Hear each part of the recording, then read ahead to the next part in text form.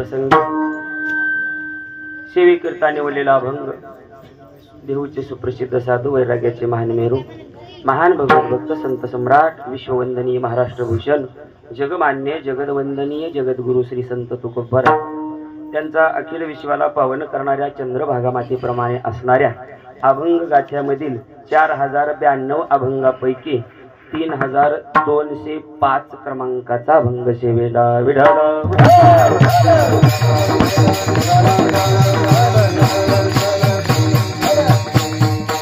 अभंगावरती काही चिंतन मांडण्यापूर्वी अल्पशा परिहार दिनागत्याचा तो असा चालत असलेला हा गणपती बाप्पांचा उत्सव आणि त्यामध्ये आपल्या या कमी करा आपण सांगताना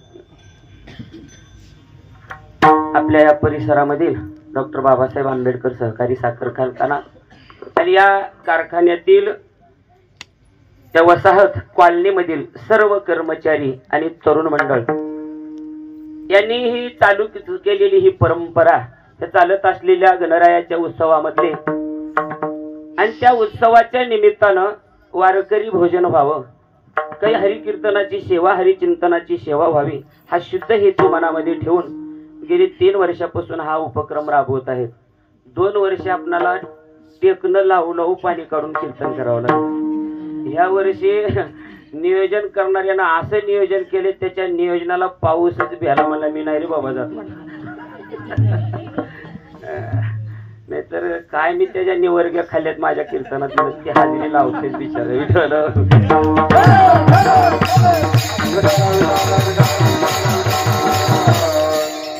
बघा आपली गाव आहेत गाव परिसरामध्ये एकाच गावातली आपण माणसं आहोत बरोबर आहे पण ह्या कॉलनीचं असं वैशिष्ट्य असतं इथं 12 गावची 12 माणसं असतात एका गावचं कुणी नाही तरी वेगवेगळ्या गावची एका कॉलनीत राहतात गुन्ह्या गोविंदानं आणि असा धार्मिक कार्यक्रम गणरायाच्या या उत्सवाचा करतात आणि त्या निमित्तानं भोजन आणि कीर्तन या दोन्ही असणाऱ्या उपक्रमाचा ते काय करतात हा उपक्रम राबवतात म्हणून त्यांच्या करता आपण बाहेरून आलेले सर्व भजनी मंडळ एकदम मोठ्यानं टाळ्या वाजून त्यांचं स्वागत करायचं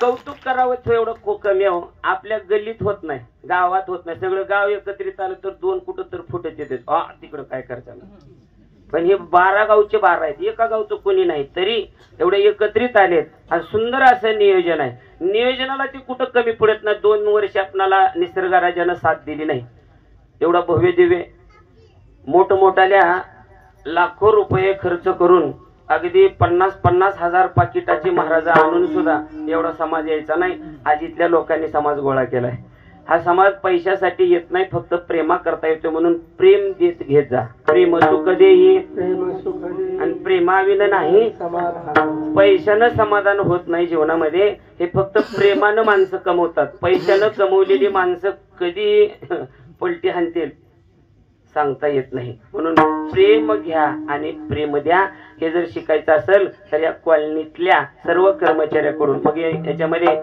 प्रत्यक्ष अप्रत्यक्ष सगळ्यांनी जे सहकार्य केलेले आहेत कोणी आर्थिक स्वरूपात केलं असेल कोणी धनधान्याच्या स्वरूपात केलं असेल कोणी सेवेच्या रूपात केलं असेल ही ताडपत्री बांधण्याची सेवाच आहे कोणी जीव वाढण्याची सेवा केली असेल परमार्थामधली सेवा ही निष्फळ जात नाही एवढं लक्षात ठेवा कुठं ना कुठं त्याचा मोबदला मिळतो आणि तेच आपणाला आज अभंगामध्ये बघायचं आहे म्हणून कौतुक करावं तेवढंसं थोडं आहे कमी आहे आपल्या या चर्मवाणीनं आपण काय कौतुक करावं भगवत भक्ताचं कौतुक करताना भगवान परमात्म्याला ते प्रिय आहेत किती प्रिय आहेत स्वतः भगवान परमात्मा म्हणतात ते प्राणापरवते आणि मज आवडती निरुते मला माझ्या प्राणापेक्षा सुद्धा प्रिय आहेत कोण माझे भक्त माझी सेवा करणारे माझ्या वारकऱ्यांची सेवा करणारे वारकरी हे दोन्ही मला माझ्या प्राणापेक्षा प्रिय आहेत देवाला एवढे प्रिय असतील तिथं मी चर्मवाणीनं तुमचं काय वर्णन करू कोटी कोटी प्रणाम कोटी कोटी दंडवत घालून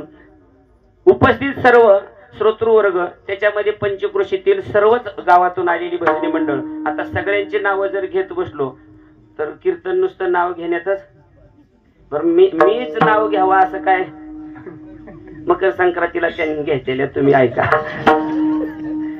पण लई जणाला महाराजाच्या मुखातून नाव ऐकायचं असते बघा मी सगळ्यांचं एका वाक्यात नाव घेतो तुम्हाला जमते का असले एकाच वाक्यात कोणतं? इथं जेवढ्या नावाचे आले सगळ्या नावांच्या आलेल्या सर्व सद्भक्तांच्या पायाला विनम्र भावना अभिवादन करतो, माझ्या सेवेला सुरुवात करतो. विठ्ठल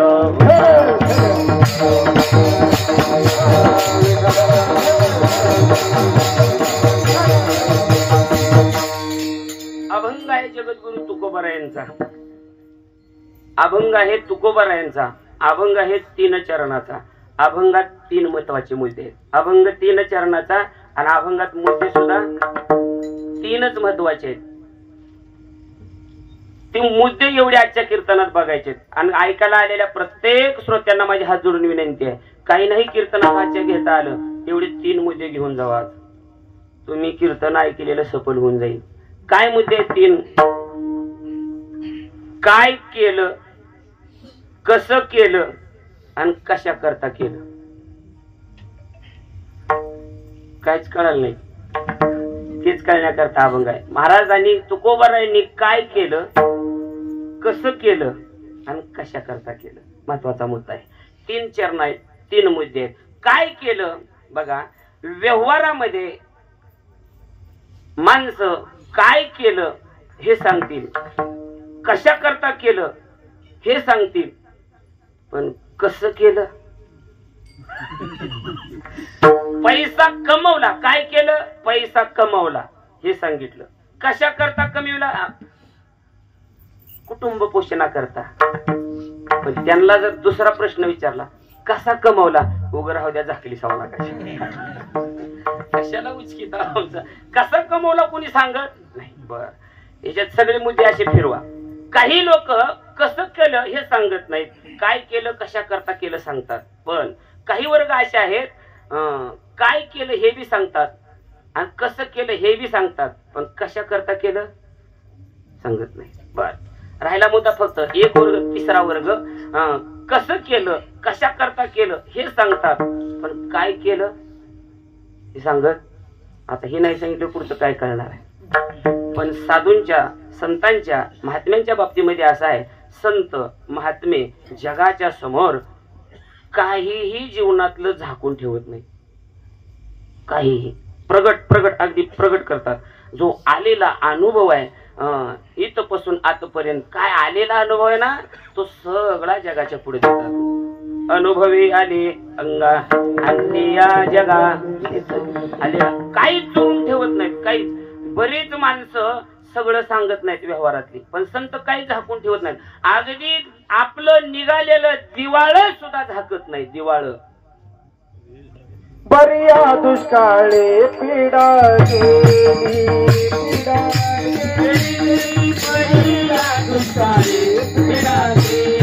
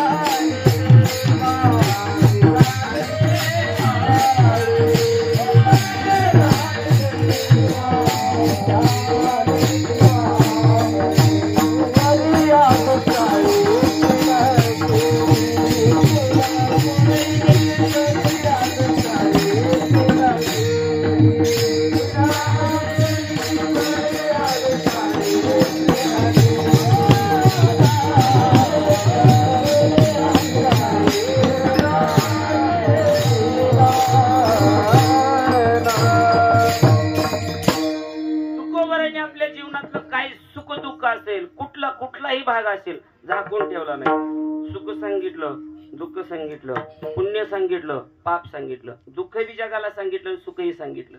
आता सुख या अभंगात सांगतायत आणि दुःख आता म्हणलेल्या प्रमाणात सांगतात. बरी झाली देवा निघाले.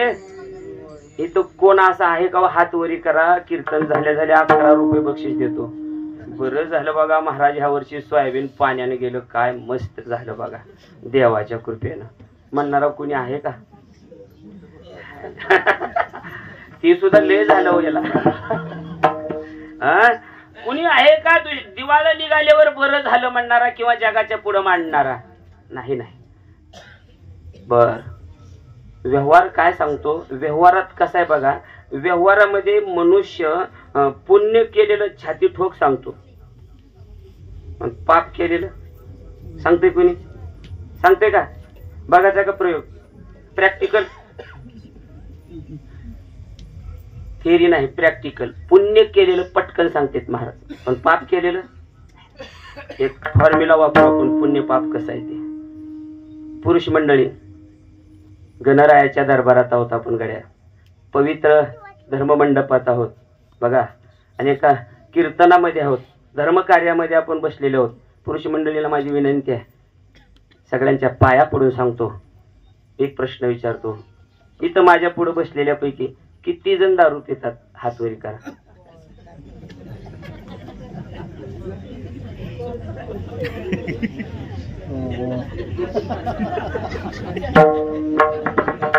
अगदी पाय धुवून पाणी प्यावं वाटाले मला तुमचं. एक माणूस निघाल ना हो पिणार. परंतु तुम्ही खाली बसायचे, कीर्तनात तसं बसत नाही, ते पाय लांबून उभं राहून बसत नाही, खाली बसा. थोडस पुढे या, नंतर खाली बसा. बोला, दारू पिणं पाप का पुण्य? व्यसन करणं पाप का पुण्य? पाप. मग इथं मी विचारला प्रश्न, कोण दारू पिते का? एकांतर हात वर केला का? पण तुमची चावी माझ्यापाशी आहे. नाक दाबल्यावर तोंड उघडतंय. मायानो, तुम्ही माझ्या सगळ्या आईसारख्या, बहिणीसारख्या, हात जोडून साष्टांग दंडवत घालून मी तुम्हाला प्रश्न करतो, खरं सर खरं सांगा, कोणाचा मालक दारू पिते? तिने तर हात वर करा. नाही, तुम्ही केला असता, पण त्यानं जर घरी गेल्यावर टिकूर काढल्यावर एवढ्या माणसात इज्जत काढली का? म्हणजे मुद्दा संपला. सगळे तुम्ही हसले, विनोदावरील दृष्टांत नेला. माझा मुद्दा काय आहे? माणसं पुण्य केलेलं 10 रुपये पट्टी दिलेली फेस आणस तर सांगते, आपली पुकार दिल्या पट्टी किती दिल्या? 11 रुपये. ग बस, लाखानं दिलेली ही तर कोणी नाव घ्यायलाही नाही. निनावी पट्टी यायला तर कन माझ्या आलाय रे, आणि तुझा 11 रुपये. 11 माणसं घरातली जेवून गेला. 11 रुपये पट्टी,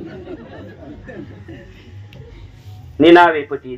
10 रुपयात केलेलं पुण्य माणूस छाती ठोक सांगतो, पण दारू, गांजा, जुगार या वाचेनं वाचाळ बोलतो. कुणी हात वरून करू सांगत नाही, कारण पाप केलेलं कोणी उघड करत नाही. पण संतांकडे तसं नाही, त्यांच्या हातून पाप तर होतच नाही, पण आवचकलीनं एखादी शास्त्र निषिद्ध जर क्रिया झाली असेल, पाप म्हणून नाही, शास्त्राच्या विरोधात जर एखादी कर्म घडलेलं असेल, ते सुद्धा ते झाकून ठेवत नाहीत, समाजाच्या पुढे मांडतात. आज महाराज 3 मुद्दे मांडतात. महाराज म्हणतात, आम्ही काय केलं, कसं केलं आणि कशा करता केलं.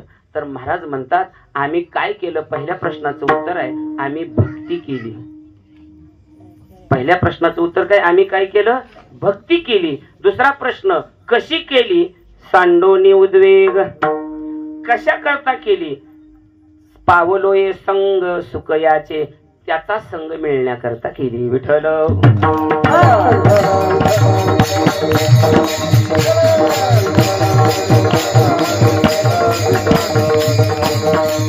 जगद्गुरु तुकोबाराय म्हणतात, भक्ती आम्ही केली सांडोनी उद्वेग, पावलो हे संग सुखयाचे. एक जणांनी प्रश्न केला, महाराज का हो तुम्ही भक्ती केली म्हणून गर्वानं सांगता, मग इथं भक्ती कोण करत नाही? बर, तुम्ही केलेली तुमच्या जवळ राहू द्यायची ना. आम्ही तुम्हाला विचारायला आलतो का? तुम्ही न विचारताच आम्ही केली म्हणून सांगताय. त्याला शास्त्र आहे. काय शास्त्र आहे?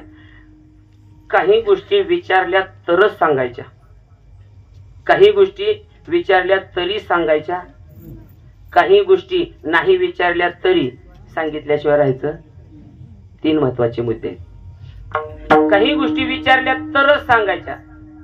एखादा नवीन माणूस आहे, आपल्या ओळखीचा नाही, त्यानं काय प्रश्न विचारले तरच सांगायचं का? कौग म्हणा गाठ पडली की जहारी बाबा, इकडे तळ आहे बघा, इकडे पाणी आहे, इकडे फॉरेस्ट आहे, तुला काय घेणं देणं? विचारलं तर सांगायचं, पहिला मुद्दा. दुसरा मुद्दा, दुसरा मुद्दा काय, काही गोष्टी विचारल्या तरी सांगायच्या नाही, त्या लय बारकायचं आहे ऐकायचं. हे लय गोड आहे बघा. हे कस काय ऐका तर की, काही गोष्टी विचारल्या तरी सांगायच्या. कीर्तन आहे म्हणून माहीत झालं कारखान्यावर, जर एक जणाची मागून गाडी उशिरा आली आणि तिथं थोडं रस्ता कळलं आणि तिथं थांबले. पुढं थांबले पण कीर्तनाला वेळ आहे असं वाटलं त्यांना. आणि तिथे एक जण आपल्या कॉलनीतलाच गाठ पाला, म्हणजे जाहिरी कीर्तन वाटते की होय, पण टाइम अजून एक अर्धा 1 तास लागेल. बर मग ते हे दुकान कुठं आहे? नुसतं दुकान म्हणल्यावर तुम्हाला कळालं, म्हणजे जेवढी हसली तेवढी पिती ती 100%.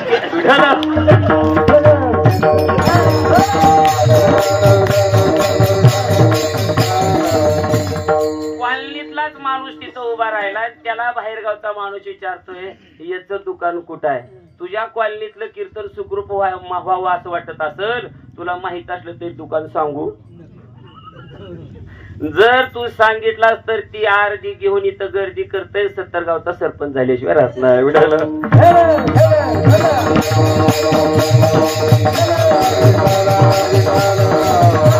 आणि आजच्या आपल्या अभंगाला बसणारा महत्वाचा मुद्दा आहे, काही गोष्टी नाही विचारल्या तरी सांगितल्याशिवाय राहायचं नाही. पुढच्यानं नाही विचारलं तरी सांगायचं.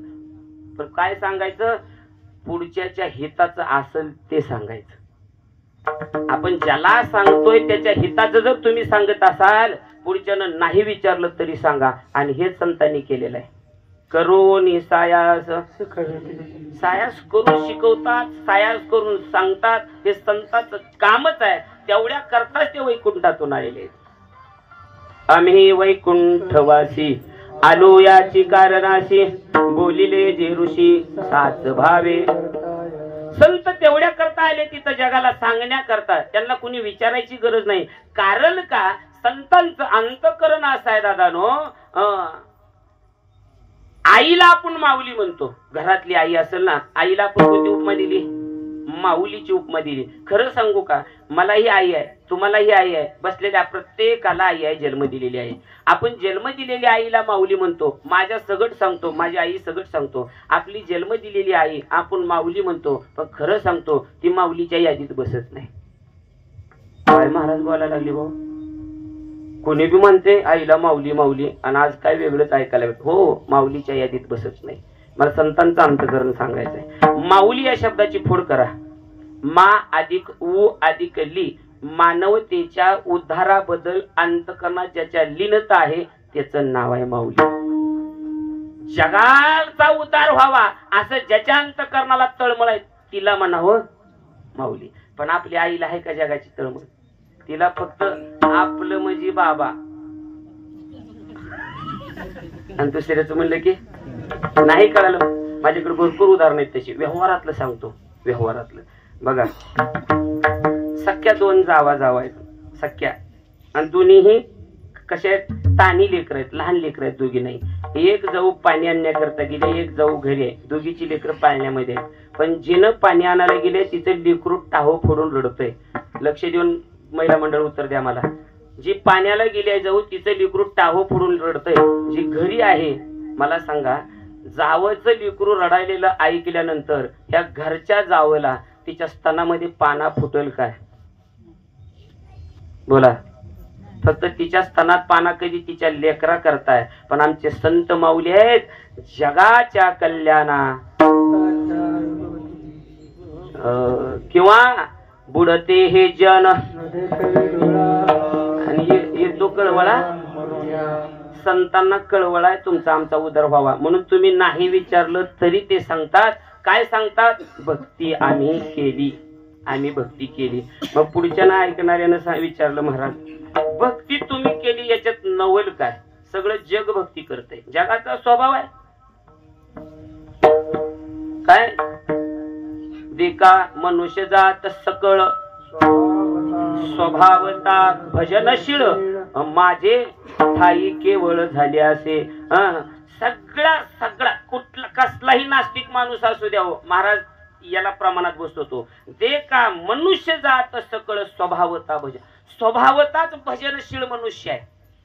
फक्त त्याच्या अंतःकरणातले काही दुर्गुण सद्गुण असतात ते भजन बाहेर प्रगट होऊ देत नाही. ज्याच्या चित्तात जास्त दुर्गुण आहेत त्याला भजन बाहेर येऊ देत नाही, त्याला मंदिराकडे येऊ देत नाही ते दुर्गुण, त्याला कीर्तनाकडे येऊ देत नाही. पण भजनाचा गुण नाही, भजनाचा स्वभाव नाही असं नाही. आता जरी त्याला भजन आवडत नसलं, लक्ष द्या, आता जरी भजन आवडत नसलं, आता जरी देवाचं नाव आवडत नसलं, देवाचं नाव घेऊ वाटत नसलं, यानं एकटं निघावं. आणि आता रस्त्यात आपल्या फॉरेस्ट आहे का, कीर्तन झाल्यावर एकटं निघावं आणि तिकडून 10-12 जण कोयते घेऊन यावे. त्यावेळेस ती काय म्हणत असेल, कारखाना कारखाना कारखाना कारखाना कारखाना हा म्हणील का? कारण काय कोण्या पदावर असेल, कोण्या ड्युटीला असेल, त्या ड्युटीचं नाव घेईल का? राम राम राम राम राम राम राम राम राम राम राम राम. हे स्वभाव बाहेर येतो. म्हणून मनुष्य जात केवळ स्वभावता भजनशीळ, भजनशीळ आहे. अहो स्वभावता भजन करण्याची वृत्ती माणसाची आहे. प्रत्येक जण इथं भक्ती करतोय, तुम्ही भक्ती करता विशेष काय हा प्रश्न आहे. आणि खरंच हा विशेष बघायचा आहे आपल्याला. तुकोबाराय म्हणतात भक्ती आम्ही केली, भक्ती आम्ही केली म्हणतात, मग आम्ही बी भक्ती करतो. संत महात्मे तुकोबाराय म्हणतात हो हो तुम्ही बी भक्ती करता आणि आम्ही बी भक्ती करतो, पण तुमच्या भक्ती करण्याची पद्धत, तुमची भक्ती करण्याची रीत आणि आम्ही करतो ती रीत वेगळी आहे. तुमच्यापेक्षा वेगळ्या पद्धतीने आम्ही भक्ती करतो, म्हणून आम्ही त्या भक्तीचा गौरव करतो. विठ्ठल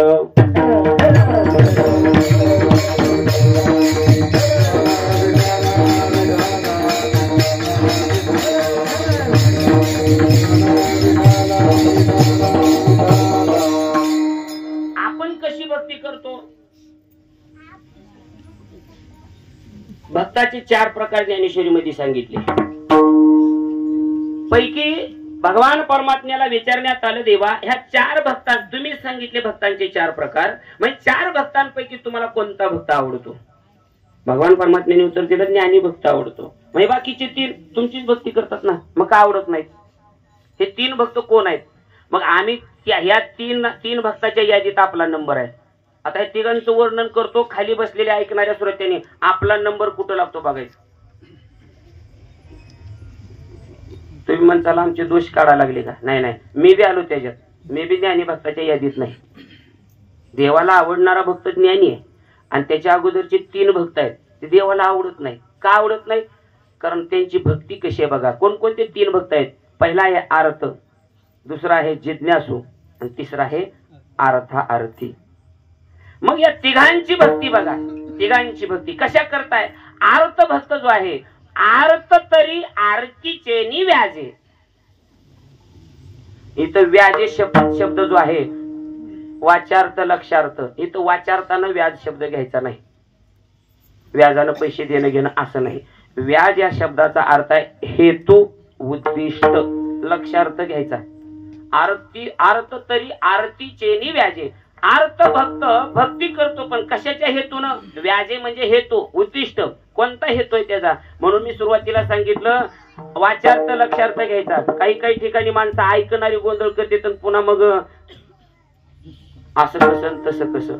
ऐकताना जरा कुठला अर्थ कुठं लावावा लागतो, काही ठिकाणी वाचार्थ घ्यावा लागतो, काही ठिकाणी लक्षार्थ घ्यावा लागतो. हे शास्त्र व्याकरणामध्ये अर्थ सांगितलेले आहेत. पण हे जर नाही कळलं की गोंधळ होतो, गडबड होतो. बघा कशी गडबड होती ऐका.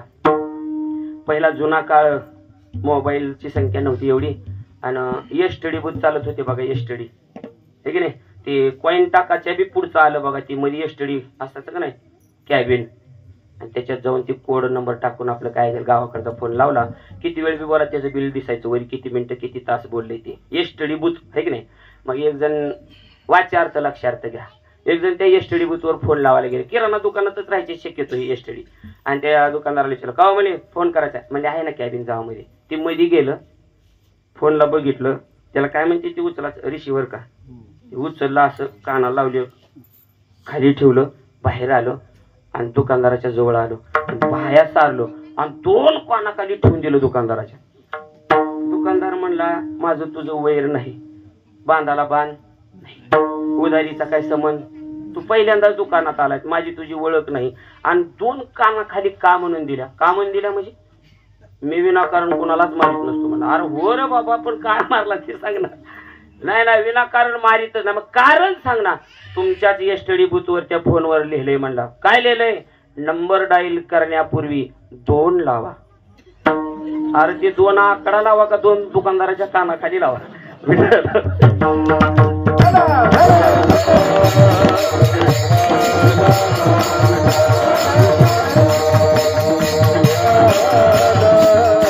वाच्यार्थ लक्षार्थ.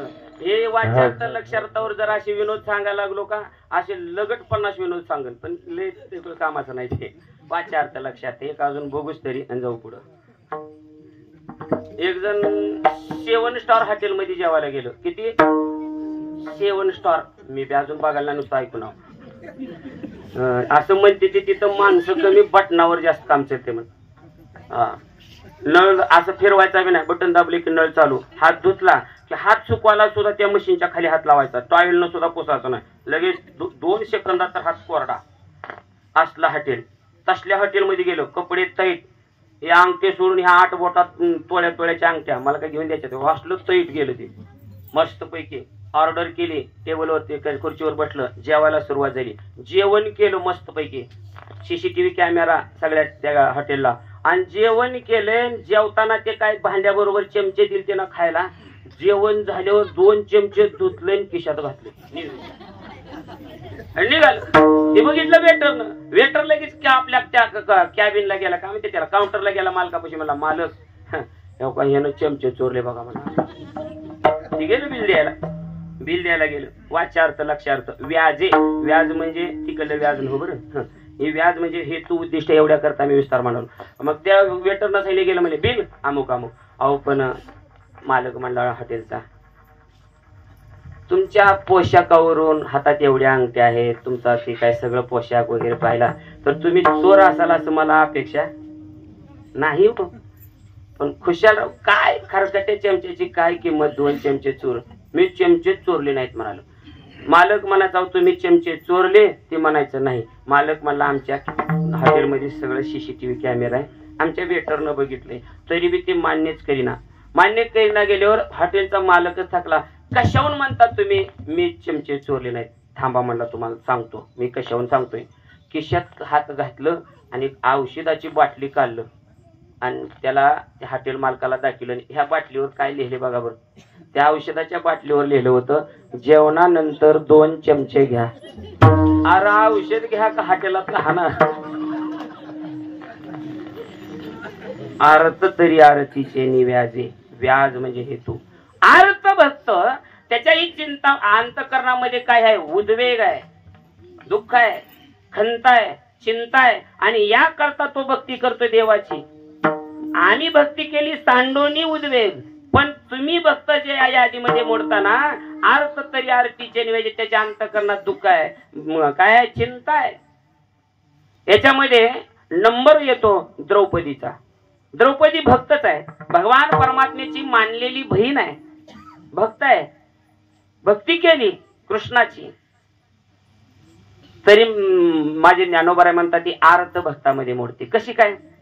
ज्या वेळेस दुर्योधनानं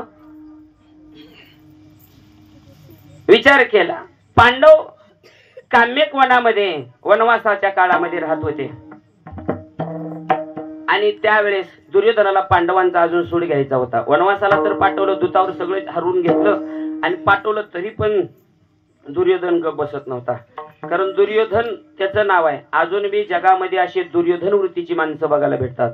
समोरच्याचं ज्याला चांगलं झालेलं बघवत नाही आणि दुसऱ्याचं समोरच्याचं वाटोळं झाल्यावर ज्याच्या चित्ताला आनंद वाटतो त्याला दुर्योधन म्हणावं. अशी बरीच आहेत बिचारी. काही लोकांच्या पोटात दुखतं, अख्ख्या जगात औषध नाही. रोग विचारला ते मला शेजाऱ्यानं गाडी घेतली म्हणून पोटात दुखाले. लोकांचं चांगलं झालेलं बघवत नाही. दुर्योधन जो. मग दुर्योधनानं दुर्वास मुनीची तपश्चर्या केली चातुर्मासामध्ये आणि दुर्वास मुनीला प्रसन्न करून घेतलं आणि दुर्वास मुनीला सांगितलं काम्यक वनामध्ये पांडव राहतात. काम्यक वनामध्ये पांडव राहतात. तुम्ही काय करायचं? त्या पांडवांचा छळ करायचा. पण कधी सूर्यास्त झाला की तुम्ही त्यांच्याकडे जायचं आणि भोजन मागायचं. दुर्वास मुनी म्हणले आता तर त्या अंबुऋषी राजाचं सुदर्शन महागारी फिरवून आला म्हणजे एक दुःख सारून. अजून लगेच दुसरं संकट मला लावू नको. नाही नाही, पण मी तुमची सेवा केली ना आणि दुष्टाच्या घरचं अन्न खाल्लं ना, दुष्टाच्या घरचं अन्न, त्या अन्नात मिंदा होतो माणूस आणि मिंद्यात काम करावंच लागतं. म्हणून जगामध्ये, समाजामध्ये, गावामध्ये, गल्लीमध्ये, व्यवहारामध्ये, मित्रांमध्ये कॉलर टाईट करून जीवन जगायचं असेल, कोणाच्या एका तांदळाच्या दाण्यामध्ये सुद्धा मिंद राहू नका. कारण मिंदी माणसं ताट वर करून जीवन जगत नाहीत, मानवणी करून जगत नाहीत. दुष्टाच्या घरचं अन्न खाल्लं, खावं तर सज्जनाच्या तर खावं. सज्जना घरचे अन्न नाथ महाराज रामायणामध्ये ओवी देतात, बळेची घ्यावी मागून, नाही तरी जीवन तरी प्राशावे. नाथ महाराज सांगतात, सज्जन घरच्या माणसाचं मागून अन्न खावा, पण दुर्जनाचा पंचपक्वानाचा घास सुद्धा त्या करा. सज्जनाच्या संगतीनं उपवास घालला हरकत नाही, पण दुर्जनानं पंचपक्वानाचा घास भरवण्याचा प्रयत्न केला तर कण खाऊ नका. कारण जसं अन्न खावं तशी बुद्धी होत असते. कारण बुद्धीचा विकास दोन गोष्टीवर आहे, एक अन्न आणि एक संगत. म्हणून दुर्योधनाच्या घरचा अन्न काम्य कोणामध्ये पांडवांची परीक्षा घेण्याकरता दुर्वासा ऋषी गेले आणि रात्रीची वेळ आहे, रात्रीच्या वेळेमध्ये गेले. आता ते पांडवांना सूर्यानं थाळी दिलेली होती, थाळी वरदान होतं, सूर्योदयापासून सूर्यास्तापर्यंत लाखो करोडो कितीही लोक आले तर ती थाळी भोजन देत होती. पण त्या थाळीचा नेम होता, सूर्य अस्ताला गेला की मग मात्र ती थाळी जेवण देत नव्हती. आणि दुर्वास मुनीने हाच टाइम साधला, सूर्यास्ताला गेले आणि एकटे बी गेले नाहीत. मग कारखान्यावर जेवायला बिहान कीर्तनाला म्हणलं 5-7 वाहनं काढून घेऊन गेले. तसं नाही, चांगलाही आलेला. 60,000 ऋषीचा मेळा सोबत घेतला. किती? 60,000. आणि आले धर्मराजाची भेट घेतली. धर्मराजाला वाटलं आता संत आले घरात, तोची दिवाळी दसरा. आनंद वाटला. साधू आले, मुनी आले. दुर्वास मुनी म्हणजे साधे नाहीत. एका टायमाला किती खंड्या? 60 खंड्या अन्न लागत होतं. आता ती खंड्याचं माप आम्हाला माहित नाही बरं का, जुनं माप आहे ती. खंड्या, मन, आदली, पायली, निळवं, कोळवं, चिपट, मापट. आता ही जीन पॅन्टी घालणारी, मोबाईलवर बघणारी, ह्यांना काय माहिती, आम्हाला माहिती नाही. ही नुसतं काय नाही. ही बघा की ही जुनं माप सुद्धा जर तुम्ही मोबाईलवर टाकली तर त्याची नावागाव असं येते, पण बघायचं कोणी. ही नुसते व्हॉट्सअपवरच. लय अवघड खेळ झाला आहे ना. ती वैकुंठवासी बाबा महाराज इंग्लिश सांगायचे बघा, एक जण असं रस्त्याने निघाल तुम्हाला व्हॉट्सअप बघत बघत बघत दुसऱ्याच्याच घरात गेले, सोफा सेटवर जाऊन बसले. पण ज्याच्या घरी गेले ती जी मंडळी होती, ती पत्नी मालकीन घराची, टीव्हीवर तिकडं मालिका आणि हातात मोबाईल. तिला वाटलं आपलाच मालक आला, म्हणून पाणी बी आणून दिलं, चहा बी आणून दिला. खरा मालक आला, ती बी डोचीतच आलं. दारात आले स्वतःच्या घराच्या, सोफा सेटवर दुसरंच माणूस बसलो. सॉरी बर का, मी तुमच्या घरला आलो. तिसरीकडे निघून गेलो.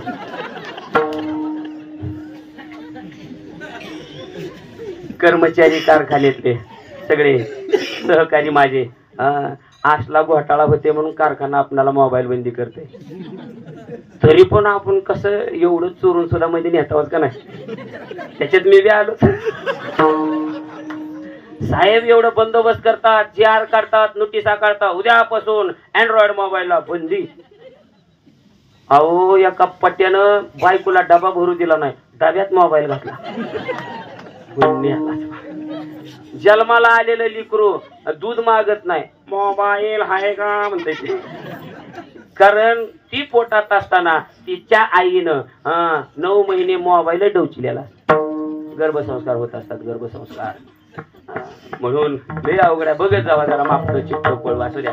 आणि मग धर्मराजाला आनंद वाटला आणि मग सांगितलं बोला मुनी म्हणे काय सेवा करू. दुर्वास मुनी म्हणले धर्मा फार भूक लागली अरे. हे दुळा कीर्तन झाल्यावर 11:30-12ची वेळ असता म्हणले हो फार भूक लागली आहे आणि आम्हाला भोजनाची व्यवस्था कर. धर्मराजा संकटात पडले. द्रौपदीला ही गोष्ट कळाली, आता करायचं काय. आता थाळी तर धुवून ठेवली, एकदा थाळी धुतली सूर्यास्त झाला की पुन्हा भोजन देत नाही.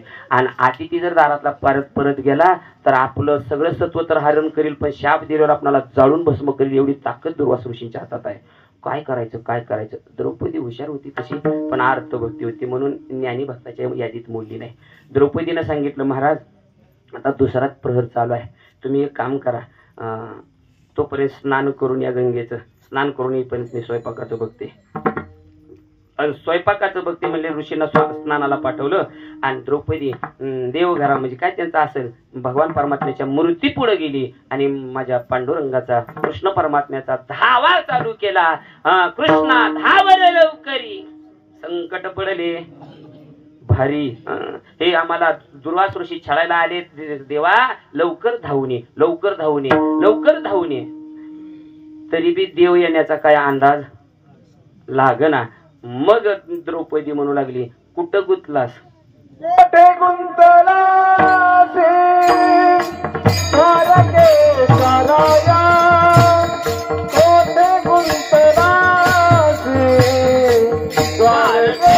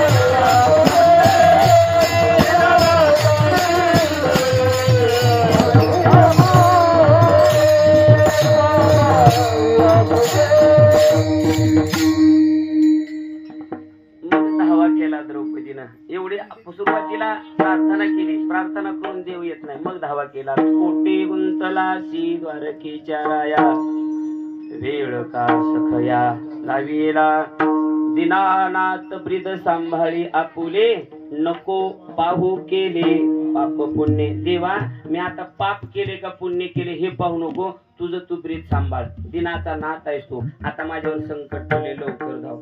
देवाला मग दया आली आणि देव निघाले गडबडीनं. गडबडीने द्रौपदीचा धावा ऐकला. गडबडीनं निघाल्यावर गरुड आडवा आला.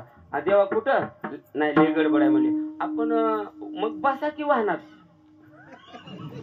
गरुड म्हणजे वाहनाच आहे ना, बसा की वाहनात. देव म्हणजे आता तुझ्या वाहनाची स्पीड मला जमत नाही, कमी पडते, कारण प्रमाण आहे त्याला. झाली टाकी येले मागे आणि द्रौपदीच्या लागे नारायणे. गरुडाचा सुद्धा वेग कमी पडला म्हणून गरुडाला बाजूला चाललं आणि पटकेने देव आले द्रौपदीच्या समोर उभे राहिले. काय द्रौपदीला आनंद झाला असेल. अर्थ बघताय बरं द्रौपदी काय सांगावले चरित्र. भक्ती आपण करतो पण अंतःकरणात अपेक्षा ठेवून करतो. सापेक्ष भक्ती, निरपेक्ष भक्ती नाही. संतांनी भक्ती केली निरपेक्ष म्हणून त्यांना आम्ही भक्ती केली म्हणून सांगण्याचा अधिकार आहे. आणि देव आले आणि देव गेले द्रौपदीच्या पुढं. मग विचारावं का कशाला एवढा धावा केला, काय संकट पडले, होय विचारावं का, विचारायला पाहिजे की नाही. मग द्रौपदीला देव म्हणाले, द्रौपदी पटकन हे बघ, जेवता जेवता तू हाक मारली म्हणून आला, लय भूक लागली, आधी जेवायला वाढ. द्रौपदी म्हणजे ज्याचा आला कटाळा तीच बसलं कपाळा. अरे दादा म्हणले, भावा माझ्या, तुला भाऊ मानले, देव मानले, इथं दुर्वास ऋषी आलेत माझी परीक्षा घ्यायला, इथं खायला अन्नाचा कण नाही, थाळी धुवून ठेवली आणि तू म्हणजे मला भोजन घाल. देव म्हणला, माझं ब्रीद आहे गाड्या, काय घेशी तेव्हा देशी आणि आईसा आसशी. देव कुणालाच फुकट काय देत नाही. हा भरम डोक्यातून काढून टाका. आपणाला देवाच्या कृपेनं काही कमी नाही. 10 एकर बागाई, पोरग नोकरीला, ती फुकट देत नाही. मागच्या जन्मात तू काहीतरी पुण्य केले म्हणून या जन्मात तू बागायदार आहे.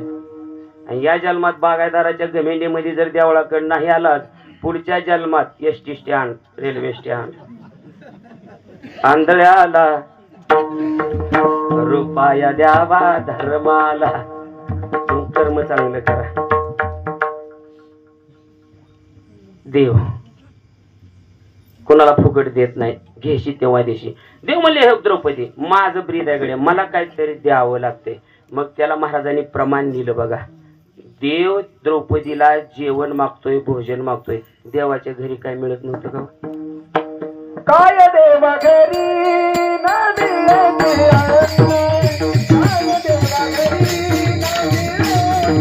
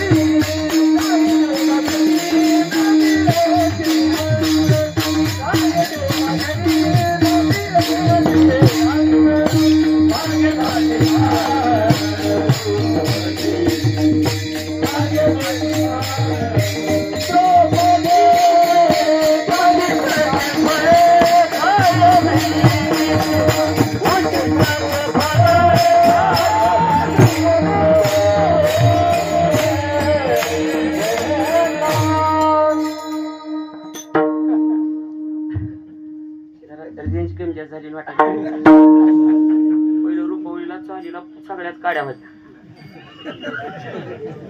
मला तेवढं त्यातलं काही कळत नाही, पण जरा वाटाले तसं. पहिली रेंज फुल होती, आता हॅलो हॅलो बी म्हणलं तर काय कुई नाही.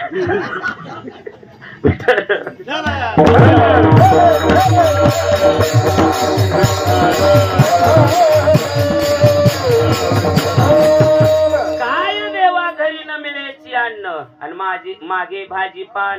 द्रौपदीला जेवण, अगं द्रौपदी मला भूक लागली. अरे देवा काहीच नाही, बघ कुठं तरी काय तरी थोडं उगं कुठलं खरकट पान जरी असलं तरी मला दे. एवढ्यावर बी मी तृप्त होतोय. खरकाट्या पानावर सुद्धा देवाचं पोट भरते, पण तेवढं कमी घेतल्याशिवाय देत नाही. आणि मग द्रौपदी म्हणजे आता कुठलं पान बघावून मग ती थाळी घेतली. बघितलं, थाळीला धुवून बी वाऱ्यानं उडून एक चिकटून पान बसलं होतं. काही कीर्तनकार म्हणते ते द्रौपदीनं थाळी धुवून ठेवताना तसंच खरकट पान राहिलं. एवढी उंडगळ नव्हती र. 5 पती असून पतिव्रता होती, हिला भांडी घासायला नाही काय. आपल्या हेळवळ काय भांडी ती साबणाचं तसंच कडला. दम नाही. भांड्याचं साबण संपल्यावर का बाजारातून घेऊन या, गट्टू आणून द्यायचा. आणि पाणी प्यायला घेतला, ग्लास घ्या, तांब्या घ्या. आमचं घरचं सांगायला मी बाकीचं पुन्हा सांगितलं. आपण झाकून काय ठेवत ना. काय करील मला ते. जेवायला द्यायची ना डबा द्यायचं ना बरं का विठाल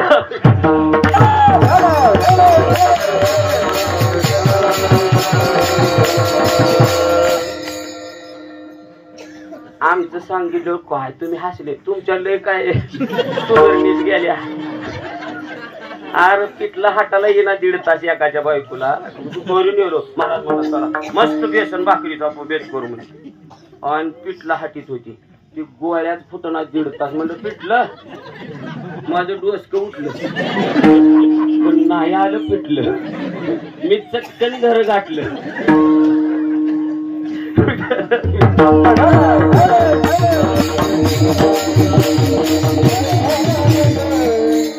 तरी चिकटलेलं पान दिसलं देवा हे पान आहे बघ म्हणे असू द्या ते पान घेतलं देवानं पान खाल्लं आणि दिली तेवढ्या पानात बोल काय समस्या ते दुर्वास मुनी आलेत 60,000 शिष्य आहेत आणि जेवायला मागतात काळजीच करू नको हे ज्या नदीत आंघोळीला बुडालेत का 60,000 मुनी नदीत पाण्यात जसे पाण्यात बुडाले का तशा ढेऱ्या ह्याच्या वरी झाल्या ह्यानं आतल्या आतच पोट फुल केली होती तुम्ही म्हणताना असं कसं त्याला काय करता येत नाही तुका म्हणे आले समर्थाच्या आणि तरी होई राहणार राजाचा भिकारी भिकाऱ्याचा राजा करायला येतोय त्याला ह्याची पोट भरा कोणी केली बाळा कारे नाठविसी पक्षी अजगर काय करीती संचित तयासी अनंत प्रतिपाळी पाषाणाच्या पोटी बैसला दरदूर तयामुखी चारा कोण घरी शिवाजी महाराजांच्या काळातला दृष्टांत आहे रायगडाचं काम चालू होतं भिकारी लोकांना रोजगारी लोकांना काम दिलं रामदास स्वामी भेटायला आले रामदास स्वामीला वाटलं राजाला अहंकाराचा वारा लागू नये अहंकाराचा वारा लागो राजा माझ्या छत्रपती जाणत्या राजाला अहंकाराचा वारा लागू नये मी एवढी जगवतोय हा वारा लागू नये हे दाखवण्याकरता रामदास स्वामीने सांगितलं राजन ही मला शिळा फोडून पाहिजे 10 हत्तीने ओढत शिळा आणली दगडाची आणि त्या टायमाला ताकदबाज माणसं होती सुटक्या घन घेऊन फोडणारी आता ती ताकद राहिली पहिलं क्विंटलाची पोती अशी बगलत घेऊन जात होती माणसं आता उचलं ना आता 50 किलोवर आले काही दिवसानं 25 वर येईल पुन्हा 10 वर पुन्हा चहा प्यायला सुद्धा हात लावायचा नाही क्रेन टेबलवर कप उचलणार असा येणार फक्त तोंड आकायचं एवढी ताकदबाज माणसं राहतील पुढच्या काळात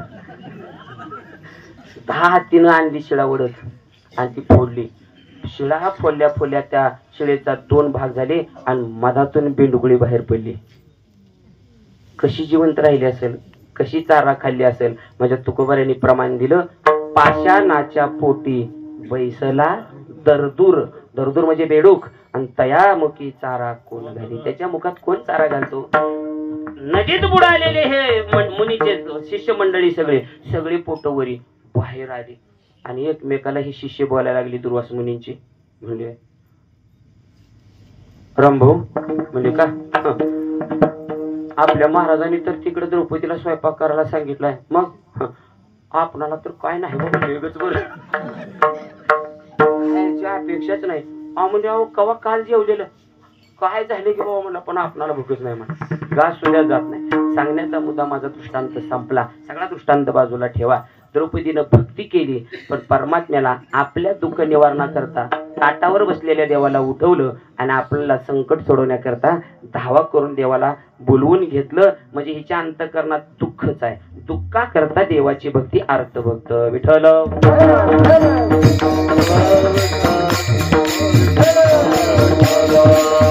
दुसरा आहे जिज्ञासू जिज्ञासूच्या सुद्धा अंतःकरणात उद्वेगच आहे फक्त त्याचा आपल्यापेक्षा उद्वेग जरा चांगला आहे कोणता आहे देव कधी भेटतो हा त्याचा उद्वेग आहे कधी देव भेटतो मला काही मी उद्धार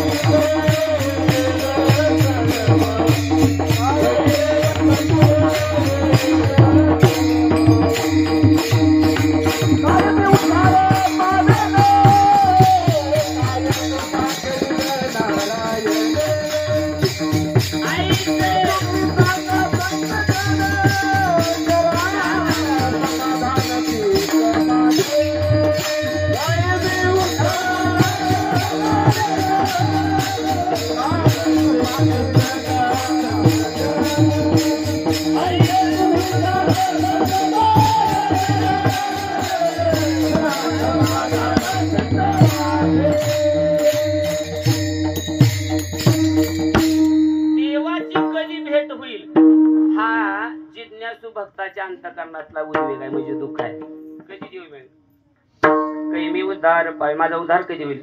हे कृपा करील नारायण, आईशी तुम्ही सांगा संत जन, करा समाधान.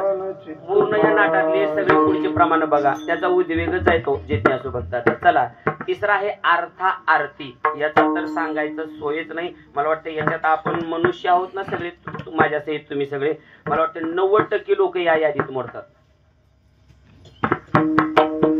सगळे. आपली देवाकडे भक्ती आहे. सत्यनारायण करायचा पण कशा करता? पोराला नोकरी लागावी. सत्यनारायण केला, झालं सगळं, पूजा केली, सत्यनारायण झाला आणि 1.5 महिना झोपलं नाही. म्हणलं का सत्यनारायण नीट झालाय का नाही बाबा, देवाला पावतो का नाही, पोरग नोकरीला लागतं का नाही. सत्यनारायण करून सुद्धा ह्याच्या अंतःकरणात दुःख आहे.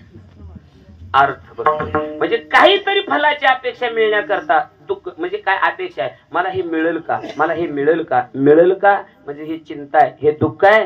म्हणून महाराज म्हणतात आमच्या अंतःकरणात असं कुठलंच दुःख, कुठलंच चिंता नाही. ही सगळी चिंता आम्ही सोडून दिली, सांडली आणि मग भक्ती केली. आणि हे केलं आणि आम्हाला मिळालं काय? अभंगाचं पहिलं चरण. भक्ती आम्ही केली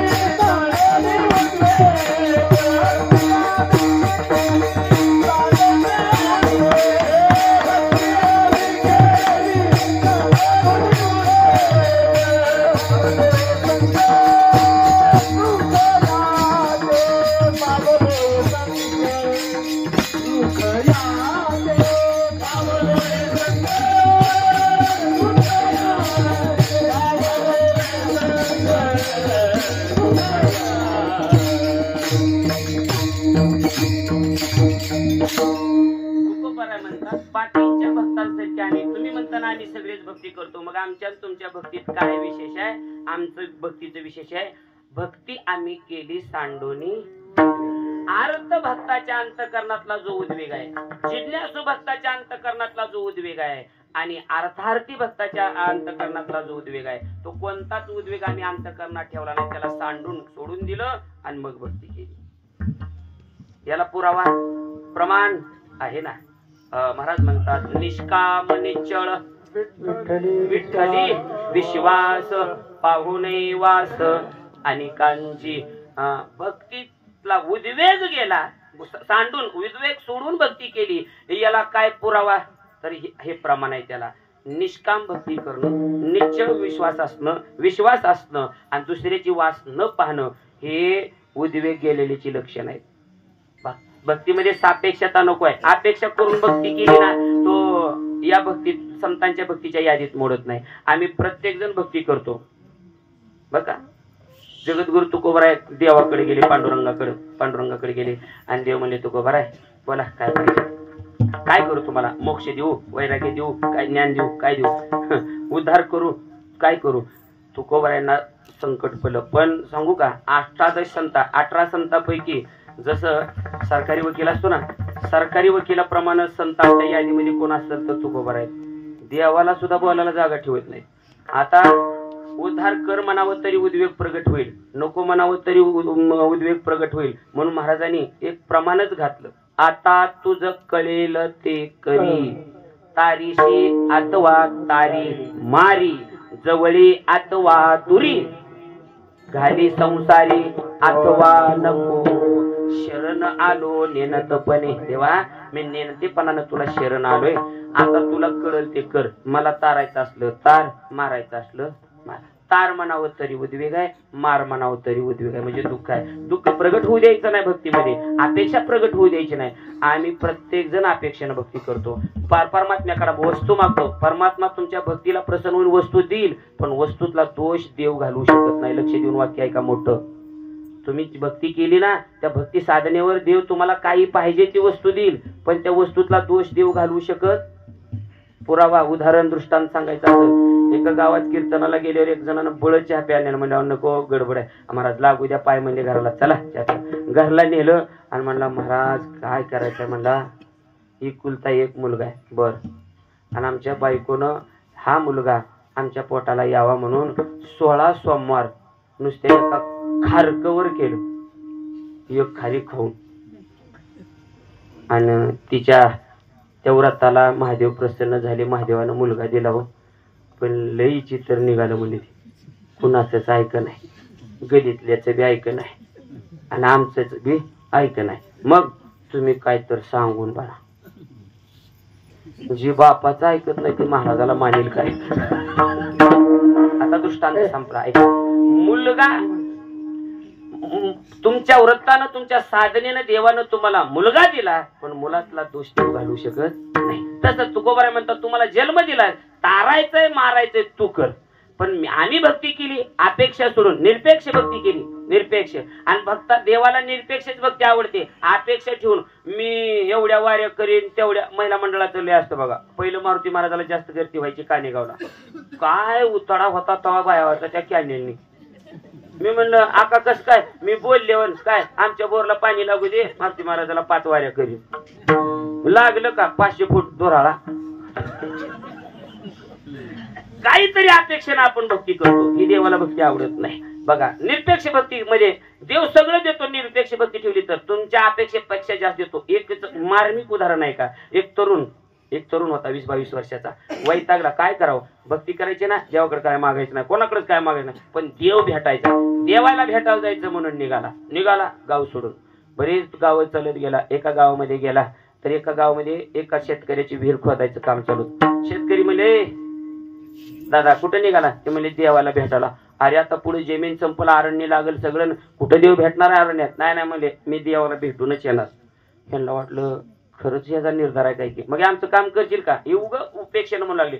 जर देव भेटला तर आमचा एक निरोप सांगशील का काय आमच्या विहिरीला पाणी लागल का म्हणजे एवढे विचारून ते म्हणजे बरं भेटला तर ही अविश्वासानं भक्तीमध्ये विश्वास निरपेक्षता लागते. सगळीच लक्षणं ही ज्या अभंगातली 6 भक्तीची लक्षणं आहेत. हा अभंग पूर्ण बघा. निष्ठावंत भाव निर्धार हे वर्म त्या पहिल्या चरणात 2 लक्षणं दुसऱ्या चरणात निष्काम निश्चळ विठ्ठली विश्वास पाहुणे वास आणि ही 4 आणि ती 2 6 लक्षणानं युक्त देवाकडे भेटायला निघाला. अंतकरणातली अशा अपेक्षा सांडून या उद्वेग भक्ती आम्ही केली सांडून या उद्वेग सांडून देवाकडे निघाला. काही अंतरावर गेल्यावर एक आजी एका नातीला घेऊन बसली होती. तरुण मुलगी होती नात पण ती मुकी होती बोलत नव्हती. ती आजी म्हणली बाळा कुठे निघाला तरी. अगं आजी देवाला भेटायला निघालो. खरं का होय. ती म्हातारी बी त्याला उपेक्षेनच बोलली. मग देवाला तुझ्या विचारून येशील का काय माझ्या नातीला बोलायला कवा येईल म्हणजे बरी विचारून येतो म्हणजे. काही अंतरावर गेल्यावर एक साधू जटा डोक्याला बांधलेल्या 47 किलो वजन त्या जटेचं. किती? 47. असा बसलेला साधू भेटले. कुठं निघाला रे बाळा? म्हणजे देवाला भेटायला. साधू हसला. येड्या म्हणला 47 किलोच्या जटा वागवाला म्हणला अजून स्वप्नात आला नाही.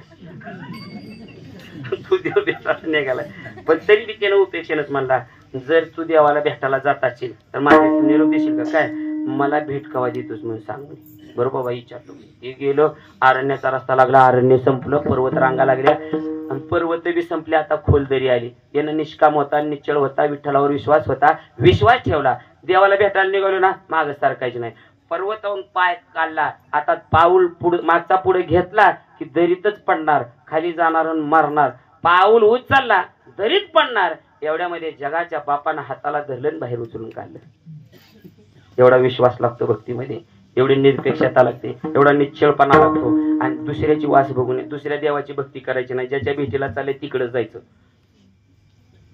नाहीतर हा बाबा नवरत्नात काही काही महादेवाच्या देवाला बघितल्या माझा देवा हरपला, तहान पळाली, भूक पळाली, काहीतरी माग. मग नको म्हणले मला. नको म्हणलं. 10-5 पावलं पुढे गेलो. ह्याच्या लक्षात आलं ह्या तिघांनी मागितलं ह्यांचं तर काम करावं म्हणलं. आणि महागारी आलं म्हणला देवा माझ्या करता नको गड्या पण हे वाटत तिघांनी मला निरोप दिला त्यांची कामं कर. काय काय आहे? त्या शेतकऱ्याने विचारलं विहिरीला पाणी कधी लागेल. त्या म्हाताऱ्या आजीने विचारलं तिची नात कवा बोलेल. बर 47 किलोचा जटा वागवणारा साधू त्याने विचारले मला भेट कधी देईल. देवानं सगळ्याला उत्तर सांगितली. देव म्हणला त्या साधूला सांग गेल्या गेल्या ते एका मोठ्या मठाचा अध्यक्ष होता. मग दापरून गुंडगिरी करून 100 तोळ्याचं कड जटेत लपवून बसलाय डोंग घेऊन. त्याला म्हणा होती जटेतलं आधी कंकण सोन्याचं काढ आणि कोणाला तर दान दे तुला देव भेटेल म्हणावं.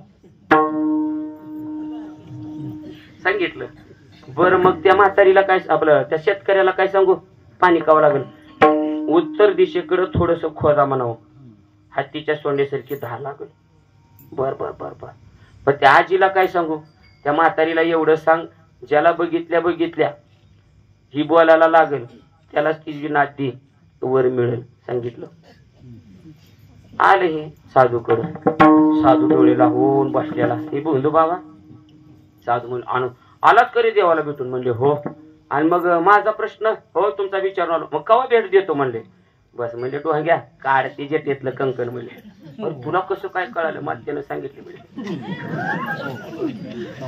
मग त्यावेळेस त्या साधूला पटलं. आतापर्यंत कोणालाच कानाचा मागोसा नव्हता की मी जटेत 100 तोळ्याचं कड लपवून ठेवलं होतं. याला माहिती झाली. याचा अर्थ याला देव नक्की. मग देवानं काय सांगितले. देवाने एवढं सांगितले दादा तुझ्या जटा सोड आणि जटेतलं ते सोन्याचं कड कोणाला तरी दान दे तुला देव भेटल्याशिवाय राहणार नाही. त्यानं म्हणला एवढा भाग्यवान तुझ्यासारखा पुन्हा कुठं सापडणार आहे. दुसऱ्याला दान देण्यापेक्षा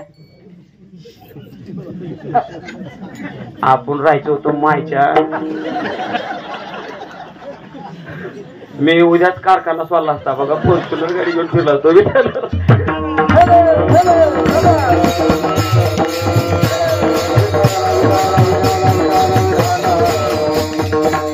100 तोळ्याचं कड घेतलं. भाव किती आहे तुमचे तुम्ही गणित घाला कॅल्क्युलेटर करू सकाळी किती पैसे झाले ते.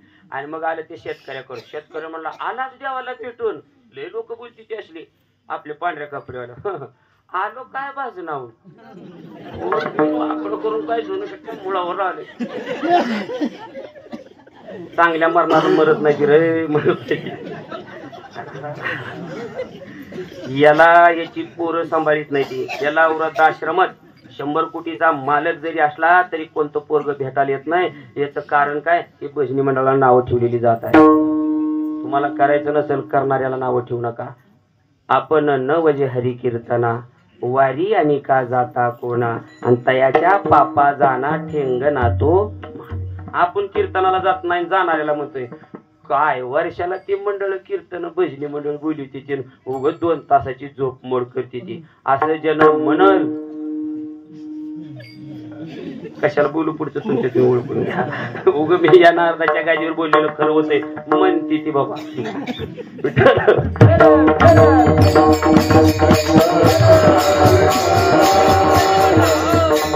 म्हणला आलाच हो देव भेटला मग माझा प्रश्न हो म्हणले हो मग कधी पाणी कसं पाणी कधी लागलं म्हणले उत्तर दिशेला थोडस खोदा की दुसऱ्या दिशेला विहीर लांबीत नेते.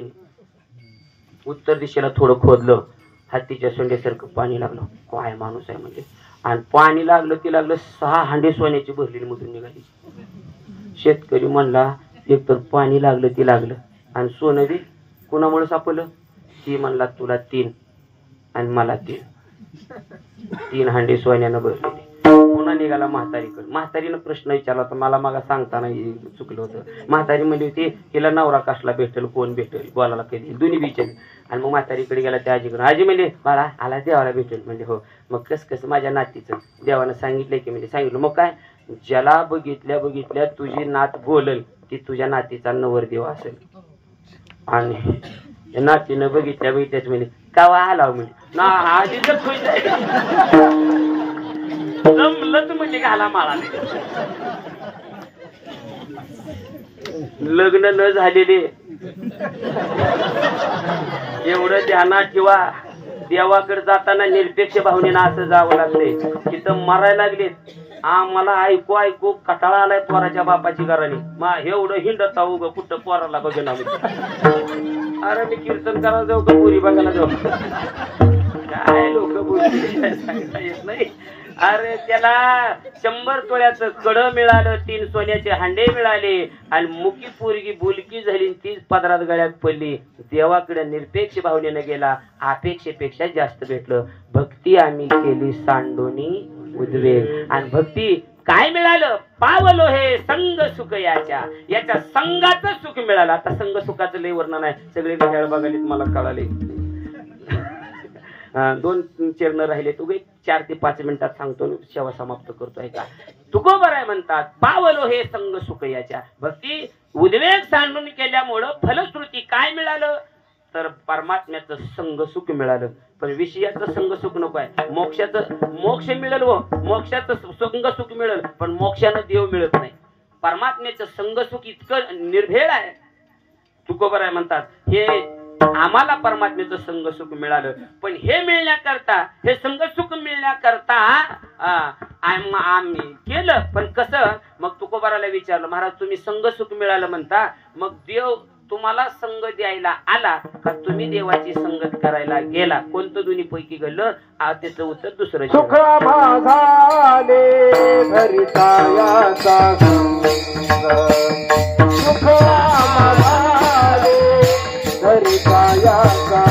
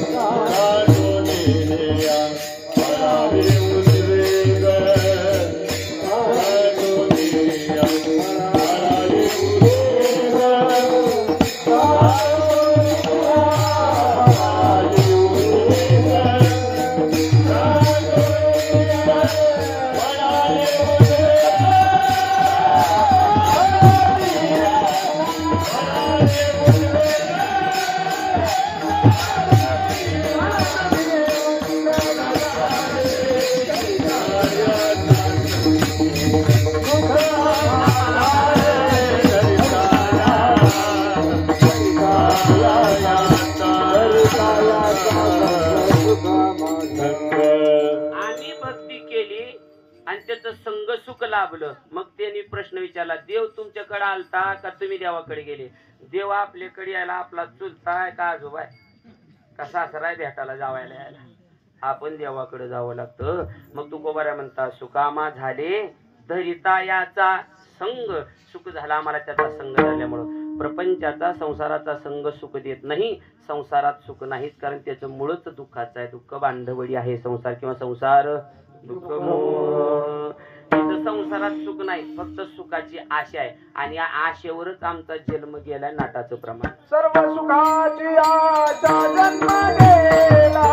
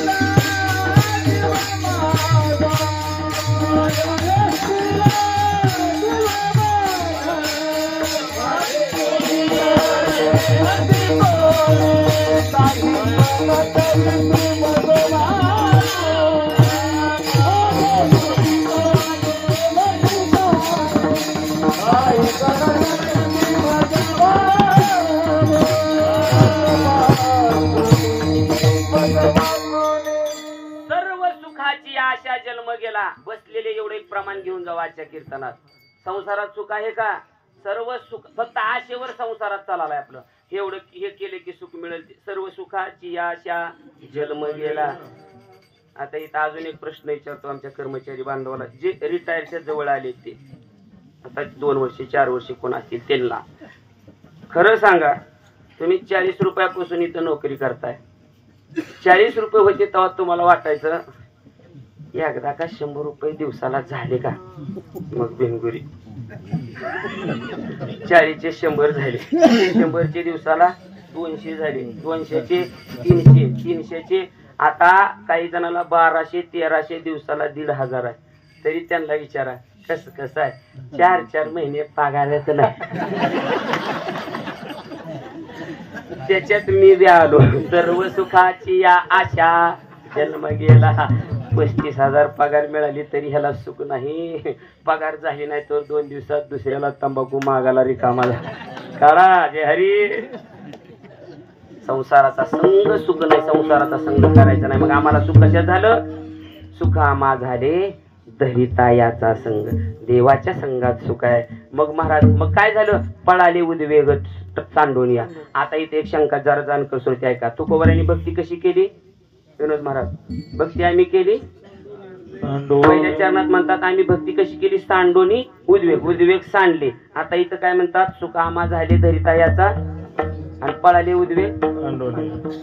मगाच उद्वेग सांडून भक्ती केली, आता कुठले आले?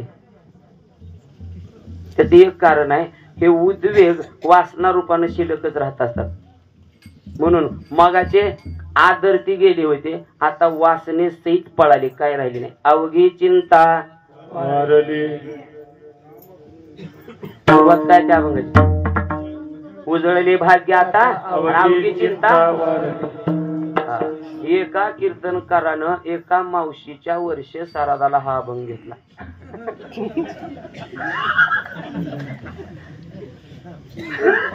कळालं का? चौकदाराच्या दुसरीकडलं सांगायला. आणि ती मालकीनीचं वर्ष सराधन कीर्तनकारानं अभंग घेतला. उजळले भाग्याता अवघे चिंता. ती नवरा पुढंच होता, म्हणला महाराज बरोबर बोले, 11 दिवस झालं बघा चिंता वारून. आता वारलेली चिंता पुन्हा माघारी येईल का? चिंता पळून जाणं वेगळी आणि वारणं म्हणजे समूळ नाश आहे. हा आणि त्याला अजून एक प्रमाण आहे, चिंता ते पळाली आणि प्रवेश भितरी जोपर्यंत देव होते तोपर्यंत चिंता नव्हती. तिथं देव प्रवेश केल्यावर फक्त चिंता पळून गेली, चिंता मिली नाही तिथली. आणि देव पुन्हा एकदा मथुरेला गेली की मागे गोकुळात चिंता आली. बरं, चिंता मारावी. पळून गेलेली बायको महागारी येण्याची शक्यता आहे, पण मेलेली. म्हणून हे पहिल्या चरणातला जो उद्वेग आहे तो पळालेला आहे आणि दुसऱ्या चरणातला उद्वेग मेलेला आहे.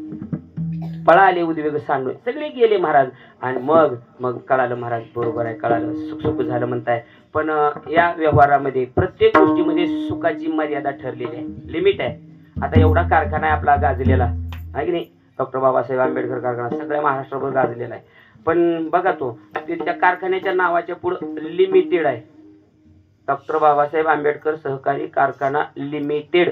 इथं करोडोवर अब्जावर जरी उत्पन्न झालं, काय टर्नओव्हर झालं, नफा तोटा झाला, तो मोजता येतो, त्याला एक लिमिट आहे, अमर्यादित नाही ते. मग तुकोबर आहे, तुम्हाला सुख झालं म्हणताय देवाच्या संगतीनं, हे मर्यादित झालं का कसं? कारण संसाराच्या संघानं सुख अमर्याद होत नाही, विषयाच्या संयोगानं, विषयाच्या संघानं झालेलं सुख. अहो, अनुकूल विषय मिळाले की इंद्रियाला सुख मिळतं, बरोबर आहे का? टीव्ही बघायला मिळाले डोळे इंद्रियाला, किती वेळ सुख होतं? जोपर्यंत चष्मा लागत नाही. आणि एकदा चष्मा लागला, बघा टीव्ही, हा ते नंतर गेली ती मला, टीव्ही बघायचं सुख गेलं का नाही? म्हणजे अनलिमिटेड, त्याला अमर्यादित सुख ह्या संसारातला कुठलाच घटक देऊ शकत नाही. पण तुकोबराय म्हणतात, मी ज्याचा संग केलाय त्याच्या संगतीनं माझ्या जीवाला असं सुख झालं अमर्यादित. अमर्यादित म्हणजे किती? अभंगाचं तिसरं चरण. तुका भले सुख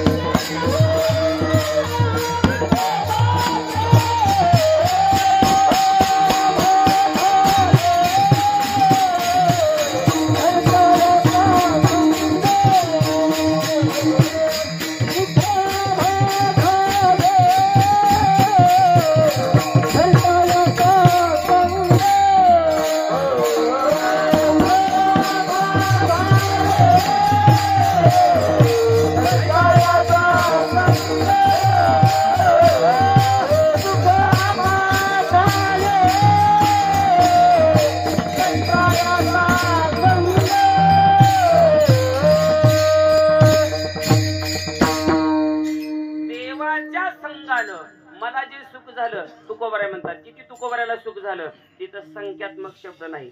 काय शब्द वापरला? बहु. बहु म्हणजे किती? बरं, नाही कळालं व्यवहारात सांगू. आपल्या घरातली टाकी, तांब्या, ग्लास असू द्या, ती सोडा, बारका ओढा, नदी, नाला, कॅनॉल, मोठी नदी, नदीचं मोठा तलाव, तलावाचं सुद्धा पाणी मोजता येतं. क्युसेस, किती क्युसेस पाण्याचा प्रवाह सोडला, बरोबर आहे का? पाणी मोजता येतं बाकी सगळीकडलं, पण त्या मोजणाऱ्याला समुद्राच्या काठाला न्यायचं आणि म्हणायचं आता एवढे कीर्तन होते तर एवढं पाणी मोजून घे. ते म्हणे बाबा बाबा बाबा लय लय तरी काय पाणी आहे काय म्हणजे आज त्याला सांगताच येत नाही. तस तुकाराम महाराज म्हणतात आम्हाला सुख झालं. किती लय लय म्हणजे बहु बहु म्हणजे काय सुख झालं आम्हाला सांगता येत नाही. तुका म्हणे सुख बहु झाले जीवा, पण हे कशामुळं झालं? भक्ती केल्यामुळं. कोणती भक्ती? घडली या सेवा, विठोबाची सेवा महत्वाची आहे. हे देवाच्या संघाचं सुख प्राप्त व्हायचं असेल तर बिगर सेवेचं कोणाला मिळत नाही. इथं सेवाच करावी लागते. सेवा करणं वेगळं आणि घडणं वेगळं. तुकोबारायांच्या जीवनात सेवा घडली हो. आपण सेवा करतो, घडावी बघा सेवा. आपण सेवा करतो पण या अर्थ सगळे उद्वेग मनात धरून सहज सेवा घडावी. वारीला एक जणाला न्यावं सहजच आणि त्यानं सगळ्या वारकऱ्याचे हातपाय चेपावे, औषधं आणून द्यावी, पाणी जागेवर आणून द्यावं, स्वयंपाक झाला की जेवण वाढू लागावं. ही सहज सेवा घडली. ही सेवा घडली ना की देवाच्या संघाचं अमर्याद सुख त्याला मिळत असतं. अपेक्षा करून वारीला गेलेला, अपेक्षा करून कीर्तनाला आलेला आणि अपेक्षा करून देवदर्शनाला गेलेला सुखाचा तर विषय सोडा, देव त्याला जवळ सुद्धा घेत नाही. पण तुकोबाराय म्हणतात आम्ही त्याचा संग केला आणि आम्हाला सुख झालं. तुका म्हणे सुख बहु झाले या जीवा, घडली या सेवा, विठोबाची विठोबा रघुमा.